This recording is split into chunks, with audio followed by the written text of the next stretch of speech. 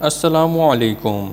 ناظرین، Faisal voice YouTube channel پر خوش آمدید۔ ناظرین، بعض تواریخ سے معلوم ہوتا ہے کہ بادشاہ بخت نصر کافر تھا اور مشرق سے مغرب تک اس کی بادشاہت تھی، اور وہ قوم بنی اسرائیل پر غالب ہوا اور شہر بیت المقدس کو خراب کیا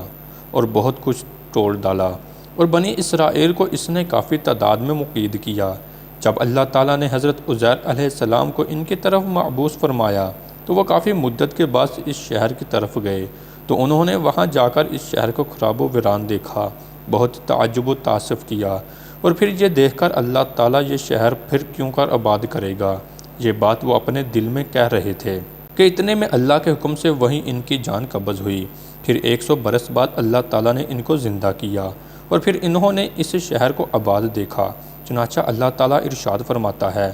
یا مانند اس شخص کے کہ گزرا ایک شہر پر سے اور وہ شہر گر پڑا تھا ماں اپنی تمام چھتوں کے، وہ بولا کہ کیونکہ زندہ کرے گا اس شہر کو بعد برباد ہو جانے کے، پس مار رکھا اس شخص کو اللہ تعالیٰ نے 100 برس، پھر جلایا اس کو اللہ تعالیٰ نے، پھر کہا تو کتنی دیر تک سوتا رہا، اور وہ بولا کہ میں 1 دن یا 1 دن سے کچھ کم۔ اللہ کریم نے فرمایا، نہیں بلکہ تو سوتا رہا 100 برس، اور اب دیکھ اپنا کھانا اور پینا کہ وہ نہیں سڑا، اور پھر دیکھ اپنے گدھے کو، اور میں تجھ کو لوگوں کے واسطے نمونہ بنانا چاہتا ہوں، اور پھر دیکھا ہڈیاں کس طرح سے جڑتی ہیں، پھر ہم ان کو گوشت پہناتے ہیں۔ اور جب یہ چیزیں ان پر ظاہر ہوئیں تو وہ کہنے لگے کہ میں جانتا ہوں کہ اللہ تعالیٰ ہر چیز پر قادر ہے۔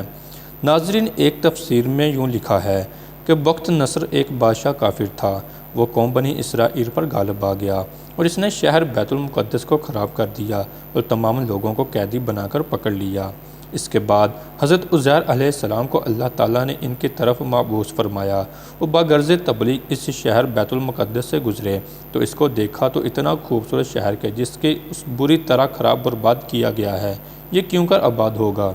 بس اتنا کہنا تھا کہ فوراً ان کی روح اس جگہ قبض نصری سے پرواز کر گئی، اور پھر وہ 100 برس کے بعد زندہ کیے گئے، یہاں تک کہ ان کا کھانا اور پینا بھی ان کے پاس ہی رکھا ہوا تھا، اور ان کی سواری کا گدھا مر کر اس کی ہڈیاں بھی ان کے قریب گڑی تھیں۔ پھر ان کا گدھا بھی ان کے روبرو اللہ کے حکم سے زندہ ہوا، اور اسی 100 برس میں بنی اسرائیل قید سے خلاص ہوئے اور شہر بیت المقدس پھر آباد ہو گیا، اور انہوں نے زندہ ہو کر اس شہر کو آباد دیکھا۔ یہ دیکھ کر فوراً سجدے میں گر پڑے اور توبہ استغفار کرتے رہے، جیسا کہ اللہ تعالیٰ فرماتا ہے۔ پھر جب اس پر ظاہر ہوا تو بولے کہ میں جانتا ہوں کہ اللہ تعالیٰ ہر چیز پر قدرت رکھتا ہے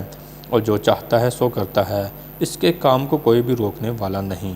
ناظرین، ہماری آج کی ویڈیو آپ کو کیسی لگی؟ لائک اور کمنٹ کر کے ضرور بتائیے گا۔ ملتے ہیں اپنی اگلی نئی ویڈیو میں، تب تک اپنا بہت سارا خیال رکھیے گا۔ اللہ حافظ۔